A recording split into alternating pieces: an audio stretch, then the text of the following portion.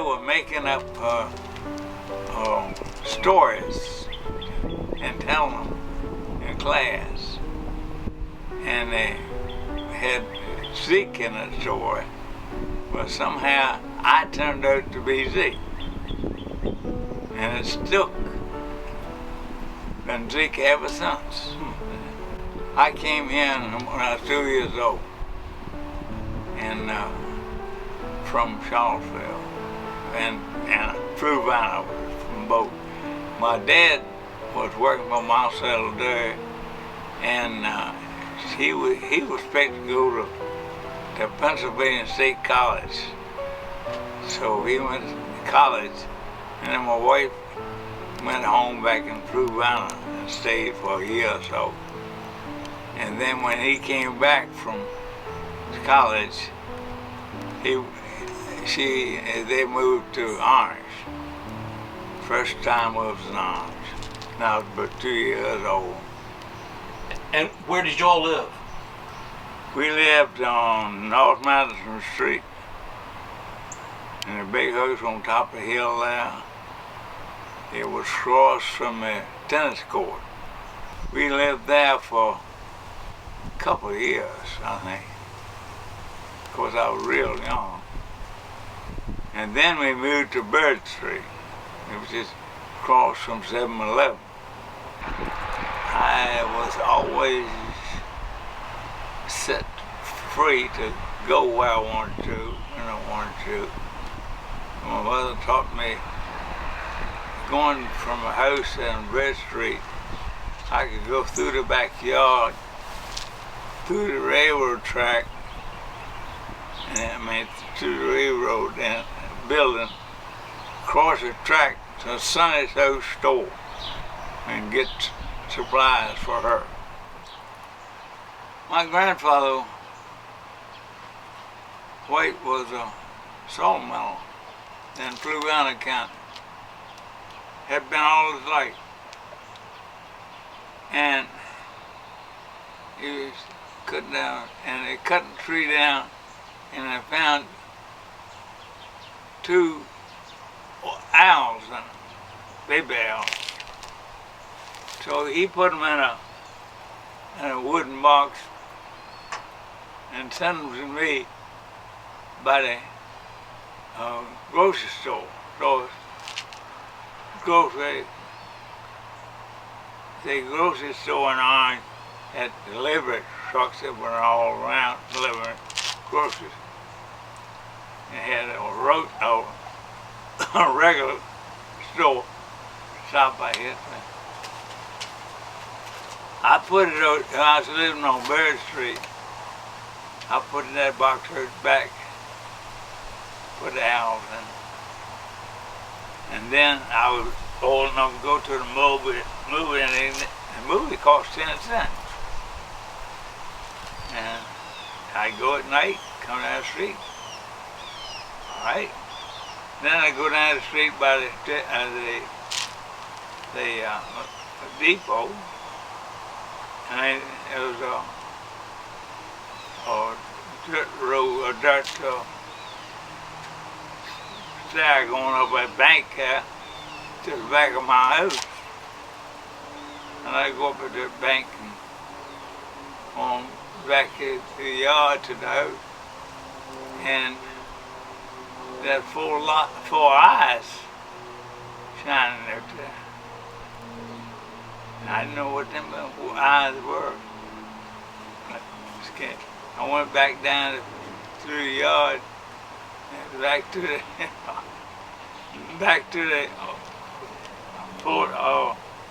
and the sidewalk, and came around the street to the sidewalk to the front of the house.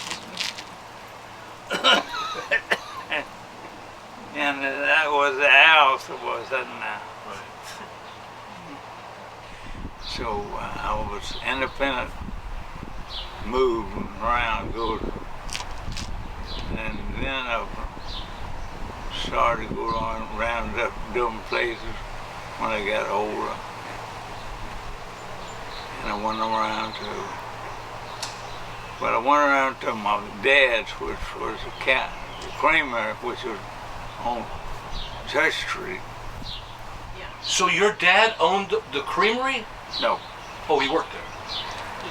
He still worked for Phil Audibert. Thank you. Phil Audibert bought that building. He was sent there, and fellow Moore was sent to Culpeper, and they bought the Culpeper creamery and the Orange creamery and the Bedford creamery. They were safe. Now that wasn't back in the days where you got milk delivered to your door, right? Yeah. Did you ever go on those runs as a child? Yeah. My dad, when he worked in Phil Audibert to start with, he came from a farm up he lived in a farm down in Blue Vine, where he held from everything. But anyhow, and he had a milk road. His milk road was around the university.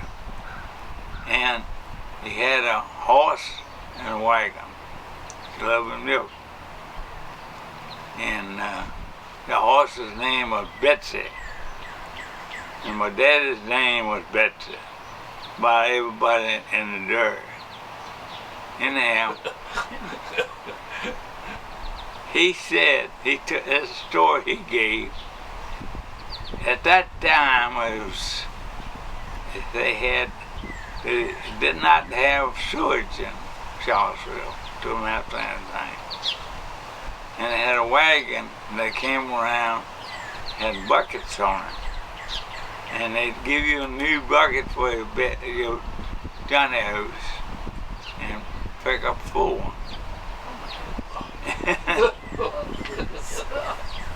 So he was delivering milk one morning, and the wagon was picking up buckets, and they had retired the fire horses and bought fire trucks in a hurry in Charlottesville. And when they retired their fire horses, they put them on those bucket wagons. Well, they did all right till one morning the fire bell started ringing. Daddy was in his wagon there, and the horses broke out going down the street. And they went all the way from the university down to the fire station. And buckets were falling off the wagon right there. Oh my gosh.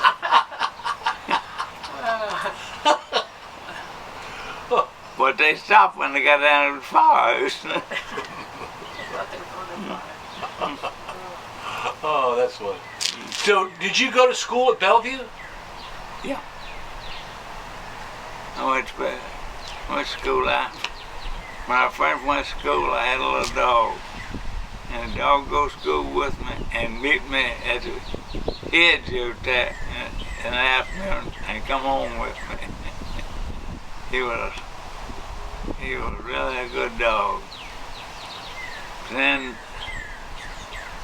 when we sold out, and then our dad sold out in Bird Street, he bought the house down Bellevue Avenue. He bought it at auction, being sold by the man that built it, and that was the man that owned the restaurant. And he bought that house, and a whole lot better house and everything. And we lived there all the rest of my life. And the house is still there.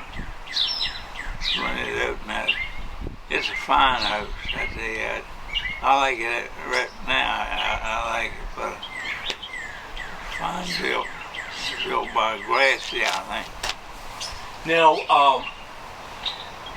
you went to high school then, right? That was also at Bellevue, wasn't it? Yeah. So you could just walk to school every day? Yeah.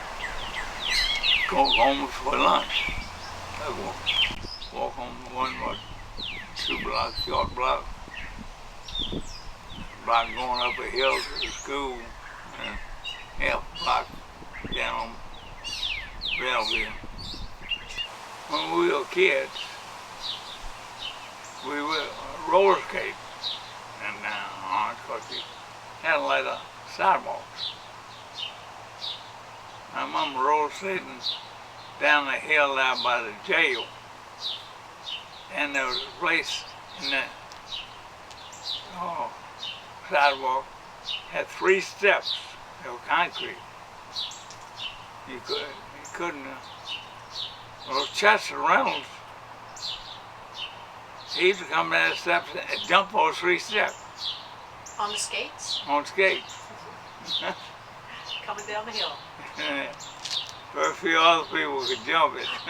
He could. Yeah. So, do you remember Pearl Harbor Day? Yeah. And where were you that day? In the house in Bellevue Avenue. Did you hear the news on the radio? Yeah. My dad came from the crime and came up to listen to the radio. Didn't have a radio or crime. See what's going on. Yeah.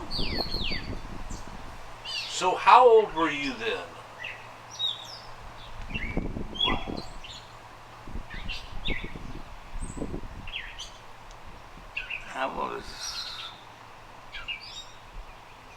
I wasn't a teenager yet. Mid 12, 13? Something like that.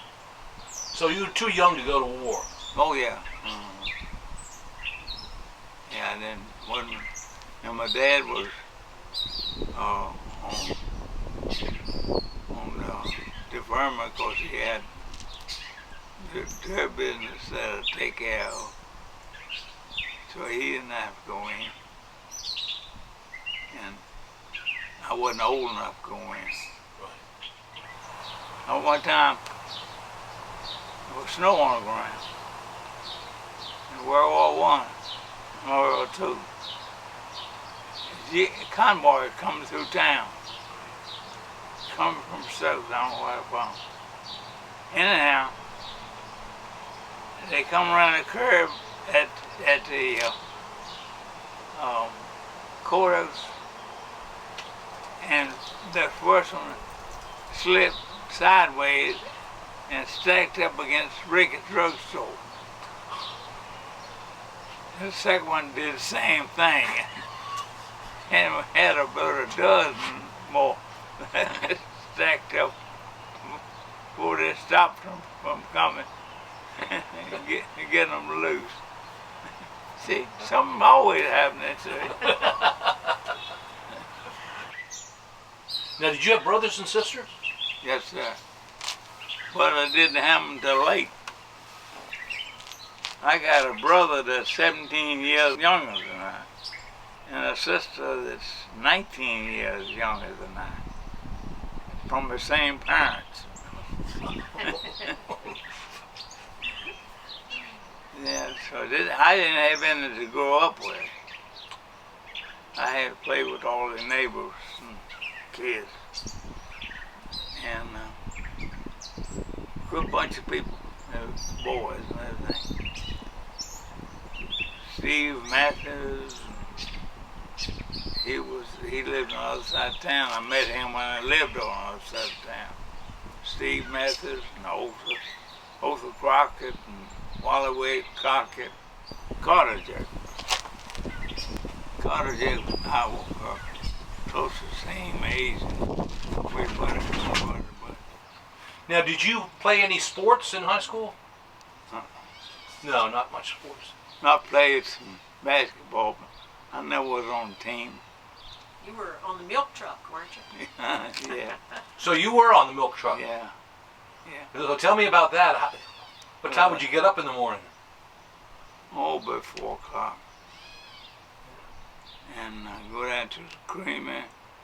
My dad was already down. And he said, when I walk up, I had to walk off to the creamery. He said, good evening. It'll be 4:30. So would he drive the truck and then you would hop on and off and deliver the milk to the doorstep? Wasn't in a truck. We had a horse wagon, but it wasn't long till they had a truck. And then he had to start the cream business. See, that was a creamery, it wasn't a milk place. That was different. Cream was made into butter. The cream was brought to orange, and it was processed. We had a churn in the creamery and made the butter and froze it solid and hauled it in a truck to New York and sold it in 55 pound boxes of butter. And a fellow Hawkins from Culpeper did the hauling. And that's all they manufactured there was cream and butter. And later, in the 1950s, I guess, we built a milk plant. And it was next door to us. Well, there was an old warehouse or something, all wooden. It belonged to the, I forgot. Anyhow, they tore that down and built a creamery. I mean, the milk plant. So the trucks went through the country picking up cream and Well, bringing them back. Daddy started picking up cream. Because people delivered the cream to the creamery too. And for every can of cream, you got a check. You could cash it right today. So that was really made money for people in those days. They had to wait around for it to be tested and then written check with it.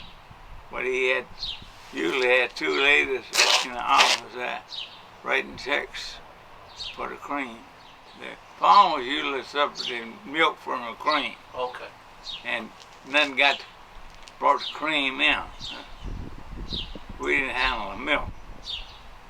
Had a big churn that was very big as this thing here. It put the cream in and it would rotate to churn it and make the butter. Now you also made ice cream, correct? No, that's made in Charlottesville. We sold it. See, ice cream was for the new milk building that were built.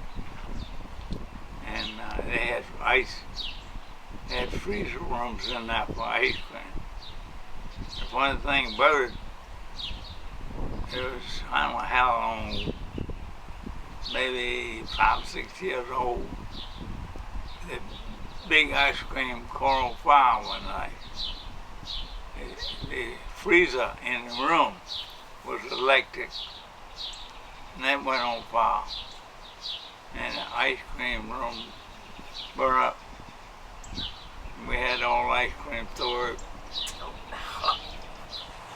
On the way between Ehart and Bonneville was a school.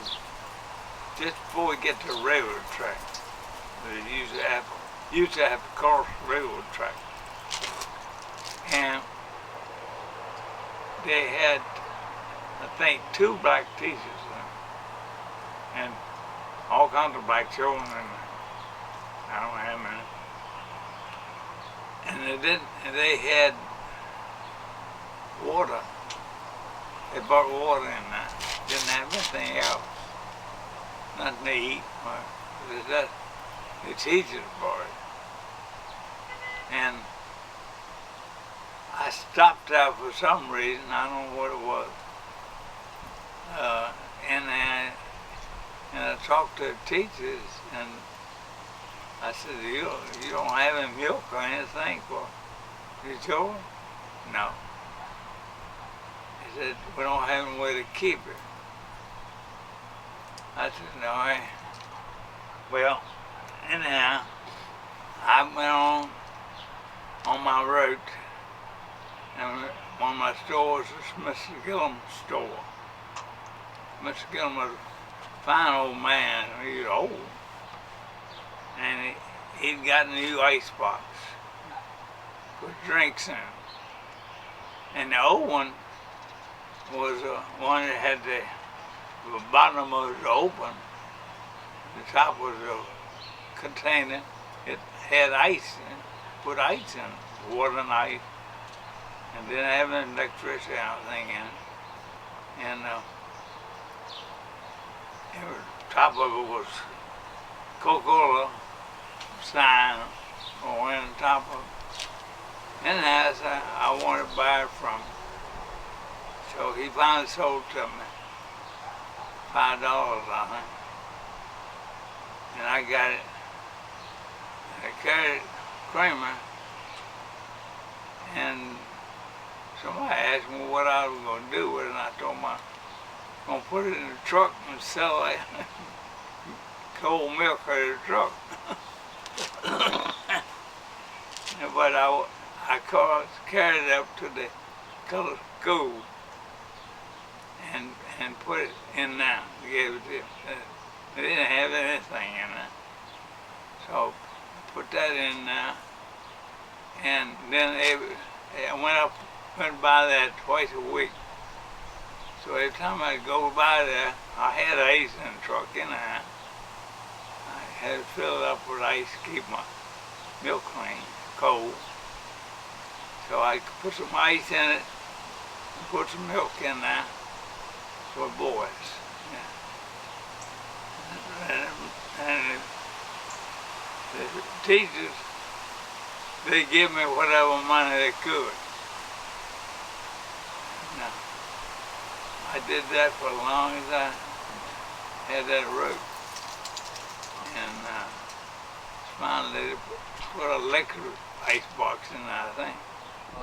Did you go on to college or not? No. Okay. And then, so you worked for your dad until when?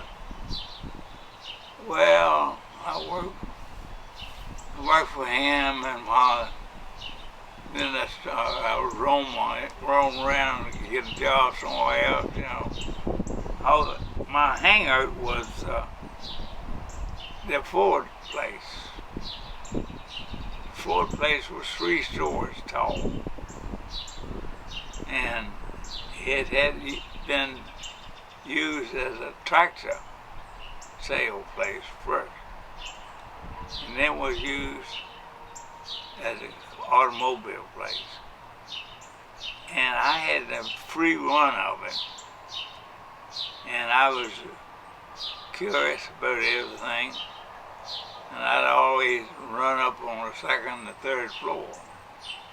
Nobody watching me, nobody looking at me, nobody knew where I went. I just went. And the 3rd floor was set aside, and the corner was, and set aside, and they painted Model Ts. They put them together here. They come in parts. Right across the road, because it was the Ford place, and then it was a vacant lot, and then was freight building, and all the cars came in on a freight building. Some of them came in stacked up like this, and some of them came in on all wheels. Did they come in on the train? Yeah, come in on the train. There'd be maybe 6 of them in a car, yeah, in a boxcar. And then you would assemble the cars here in Orange? Yeah. So they were partly assembled. And, so you learned a lot about mechanics? oh yeah, yeah. have been doing it now ever since. Putting them together. Yeah, it was, I would never forget, up on the first floor they had a screened in room that they put the important things in. The rest of the building was open. But on the screened in room, there was some movie pictures, envelopes, capsules with film in them, and that film was all of the mercury. This is the development of the new mercury in '51. And why I didn't pick them up, they just thrown away. I don't remember. I didn't think it was worth anything, I guess. And that was, Mercury was a car? Uh-huh. Yeah. So that started your interest in cars? Yeah, I guess it was, yeah. Had a whole lot of pigeons in that building, because it was close to the railroad track. And it had the Railway Express right across the street. They handled all the pigeons coming in. All the cages, after cages after cages would come in. Of what now? Pigeons. Pigeons? They come from Baltimore. And they said the pigeons all had bands on their legs and all had numbers. Some of them had names and so forth. But they were all different colors. And they would be there maybe all day Friday and all day Saturday. And they were turning loose at a certain time on Sunday morning. And then the winners would come in Baltimore, and that was a numbers game they played. And used the numbers to all the pigeons. You know. But they were released here in Orange. Yeah. And then they raced to Baltimore. Right. And then the winner, whoever bet on the winner, got his money. Mm-hmm. Oh, well, tell me a little bit about that. So you went to a military academy? For 1 year. I was supposed to go 2 years, but I got sick and then couldn't go the second year. Carter Jackson went with me. You got sick? I got sick. What did you get? Some kind of arthritis or something. And I couldn't. Infection in my legs, and I couldn't walk very well. I couldn't walk at all sometimes. Then it got better. So it lasted about 3 or 4 months. So I couldn't go back to school.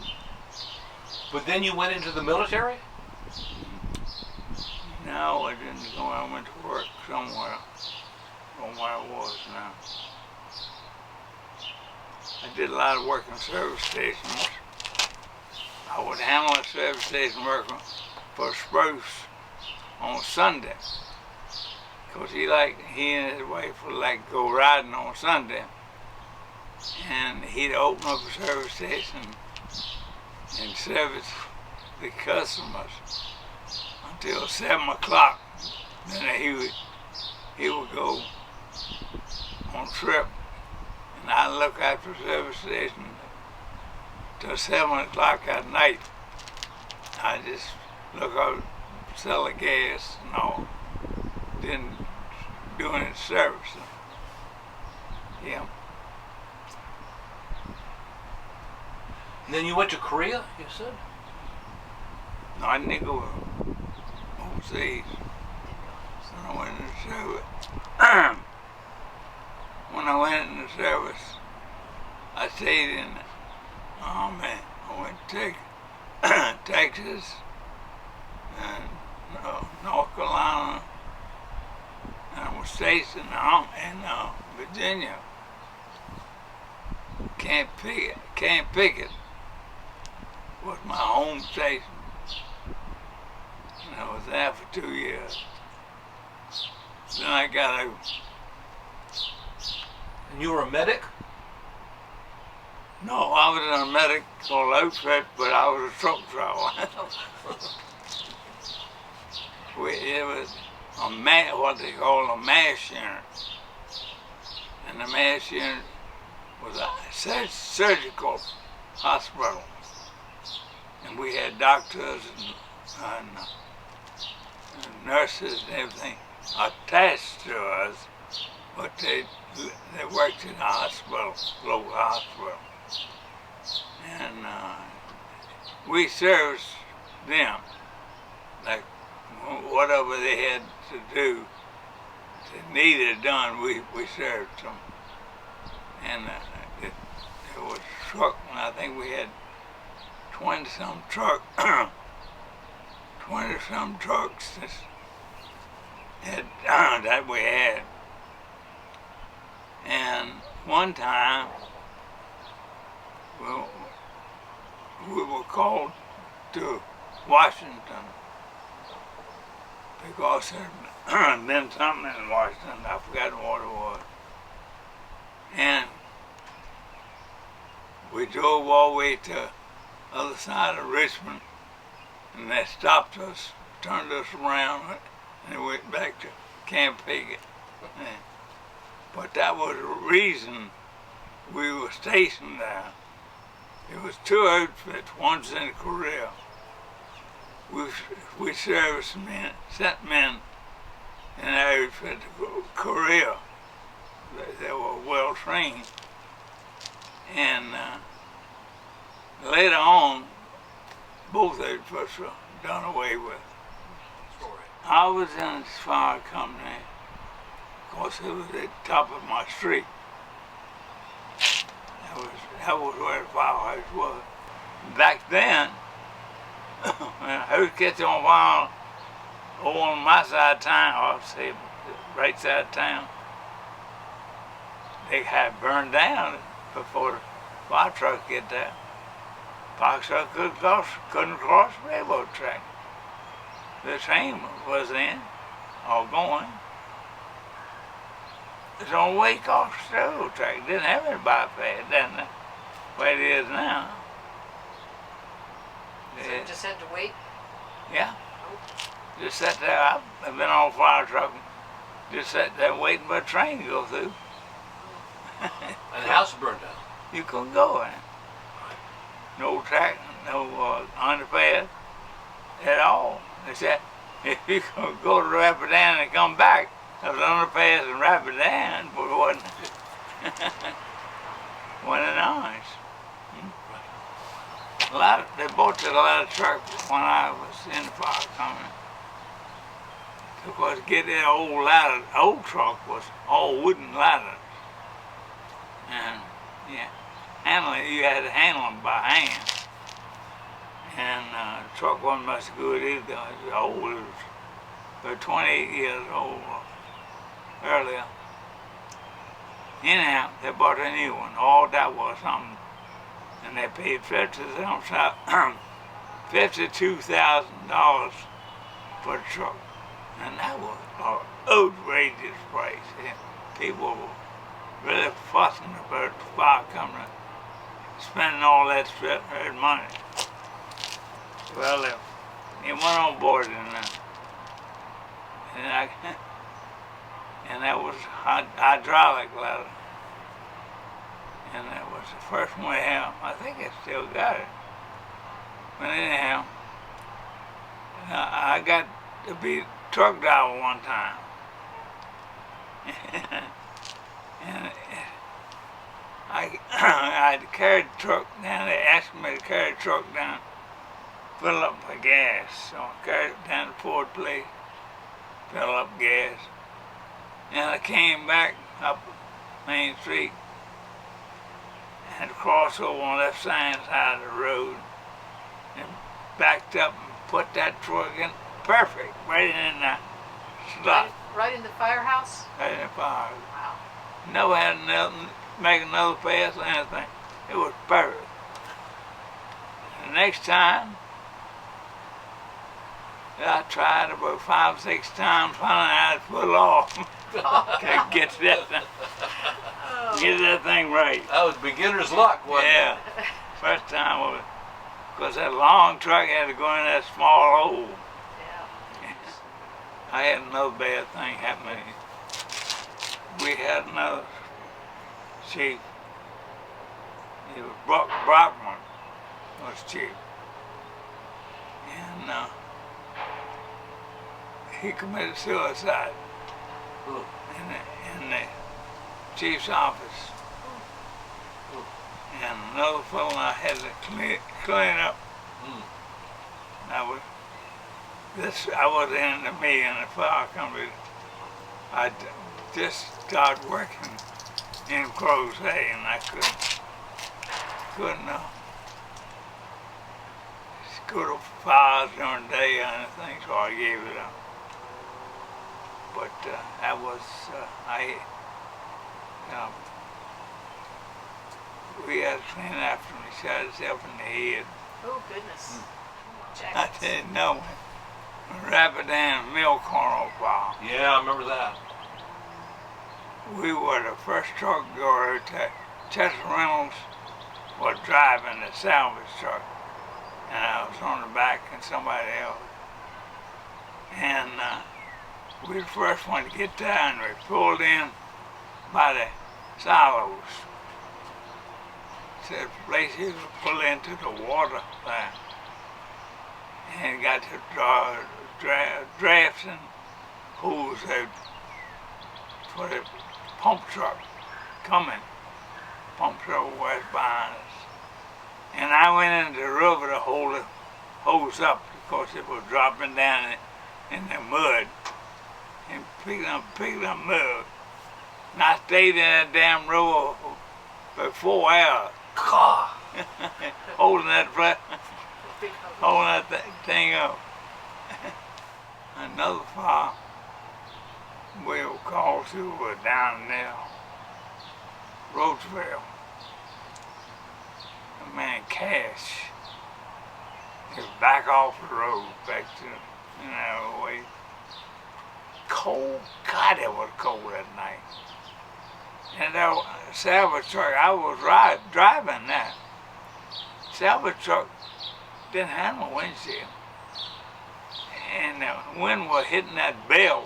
They had a good big bell on the right side.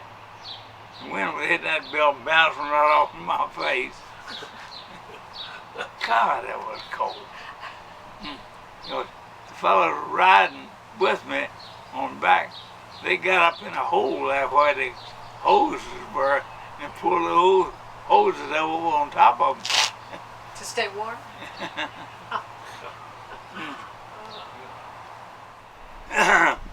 Firehouse and the firemen were made up of men, full-grown men, and some boys. And the boys did what the men wanted done, And they were teenagers and whatever. And Mr. Tisdale was a farmer. He asked me one day, he said, "What are you going to do?" I said, "I don't know. I'm looking around, find something to do, I guess." And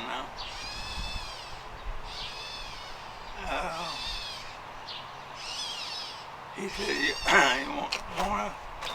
you come out to the mill and work for a little while, and if we like your work, we'll keep you."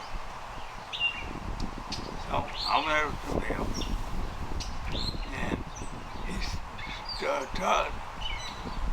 he knew I had drafting in school, and they had the change in management, and the new manager that didn't like Mr. Tisdale, so he fired him.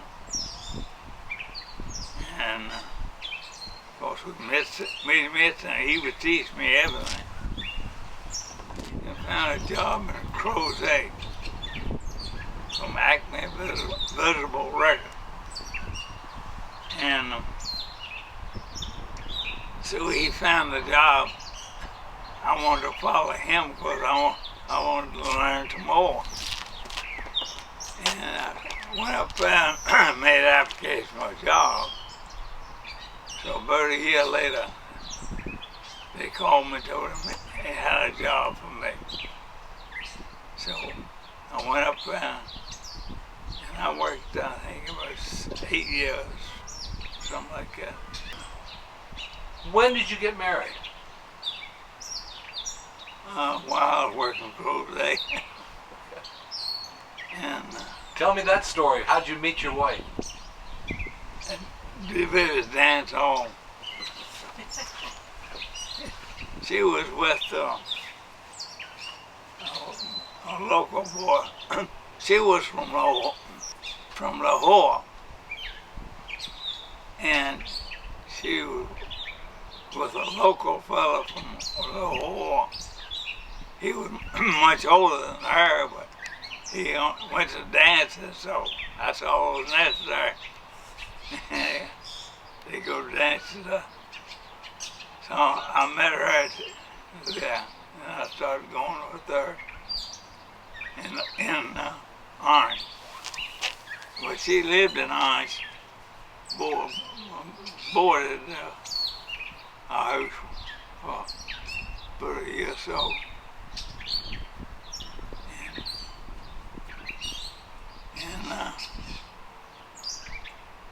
And kept on, and finally we got married down in Lahore, at church down in Macedonia. Were you and your bride, now where did you all live? Well, that's a funny thing. There's a house out on Spice's Mill Road. As you leave on, you go to Spice Mill. There was a house there that belonged to an old couple. Both of them had died, and both of them were members of the Methodist Church. So the Methodist Church had to sell the house. Well, I saw that house and I thought I liked that house. It was 3 acres of it. Then I got to be a farmer. I bought cattle and pigs and had them all out there on the place. On 3 acres? Yeah, How many children did you have? 3. 3. 2 girls and 1 boy. And Beth is here. She's where is she in the She's the first one. the first one? She's the oldest. Yeah. Beth has been, she went to college, all of them went to college, put all of them to college. I didn't go, but I did my children to. And they went to college and they all graduated from college. And So your kids didn't move away. They stayed here. they did, yeah. I didn't encourage them to stay here, but they liked it so much, liked their mother so much, they want to stay here. You restored a lot of old cars. That's because I started going to the Ford place. Right. There was a lot of old cars, parts and stuff up there. Wasn't any whole cars. But I don't know why I started, but my first car I stole was put together 1902. Came from Fredericksburg. Bought it from a lady whose husband died and had the car. car. And I had to do it all over again. And I did it over twice with it. First time I didn't know what I was doing.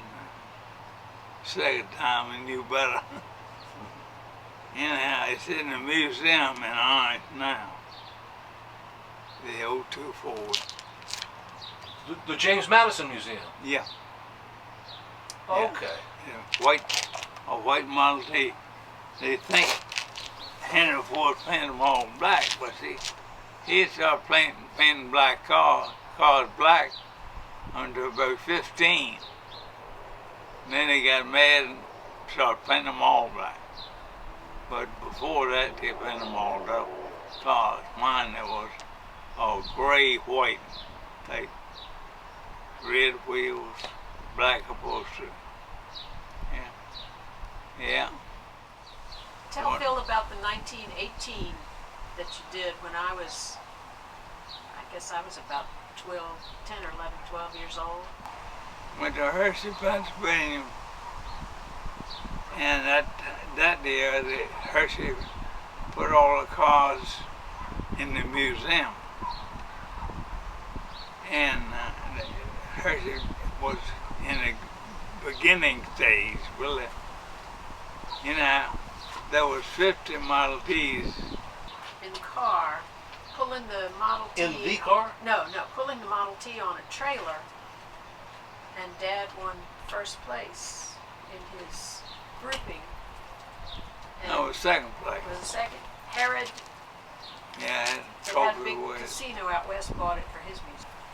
So I felt proud, boy. Yeah. That thing was right on that. Because judges going here and look at this one, and they go over there, look over this one, and come back and look at this one and compare them, you know. Yeah. Yeah. Oh, that was something else. Now, you're wearing a hat that says Packard on it. Did you ever have a Packard? Had about 6, 7. But they always demanded too much money, so I couldn't keep them. People wanted to buy them. They were fine cars. And the last ones I had were the last ones that Packard built, 1950. So what were some of the other jobs that you worked over the years? Well, when I worked in Crozet, it was all drafting work. Mm-hmm. And then I inherited another job, which was conveyors of paperwork. Mm-hmm. Go from office to office and floor to floor and all over the world. I went pretty much everywhere, but I didn't go overseas. Then when Acme was privately owned for 3 people, they got money hungry and wanted to make some money, so they started selling off the company. So down went the company, and down went the employees. And then I came home, I built I was doing nothing but eating or drinking coffee at McDonald's. And the school superintendent would drink coffee there too. So he said, what are you doing? I said, nothing. But I'm looking around. I said, I got a job for you if you accept the pay schedule. I said, all right, what is it? So he said, okay, I want somebody to look after the building of the field house. So he gave me a job. I supervised that. I watched that for supposed to be 3 months, but it wound up being 3 years. They had to put a new roof on it not long ago because the supervisors decided that the metal roof was too expensive, so they put a single roof on it. It didn't last long. They had to tear that off and put a metal roof on it. Well, were you the clerk of the works? Is that what they call Yeah. it? Clerk of the works, yeah. Okay. Yeah. Yeah. Do you ever have any bad accidents or illnesses? Had all kinds of accidents. Automobile accidents. I had one here and broke his knee all up. His knees is manufactured. And then I had another one. Last one I had in Charlottesville. I was on the interstate, and I was in the passing lane, and the cars were on the right line, and a truck came over the hill, just the other side of the bridge, and then the truck hit me head on. Going the wrong way on the interstate. Oh. Yeah. Going the wrong way on the interstate. Yeah. And it smashed me up bad. Yeah. Did my leg and body and So many bones. everything. You were in the hospital for about 3 months. 3 months. Yeah. Intensive Yeah, care. put me back together. Mr. Tomlinson, I noticed that you've got a painting here. Yeah, what's that? This painting here. That is a bond that's in here between Orange and Culpeper. Belongs to the Inskip's property, on Inskip property. Well, when did you find you had a talent for art? Is that something you've always done? I guess so. I always drew pictures of everything. When I couldn't have it, I draw a picture of it. That was my first thing. Anything I couldn't have, I draw a picture of it. Do you have any advice for the younger generation?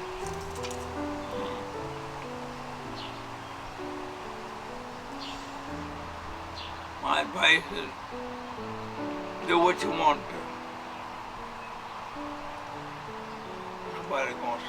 Somebody's gonna try to stop you, but you're gonna do it anyhow. Because it's what you are supposed to do or something other. You don't do it. It's I enjoyed my life. Doing, I didn't have a lot of money to spend, but I had a good time.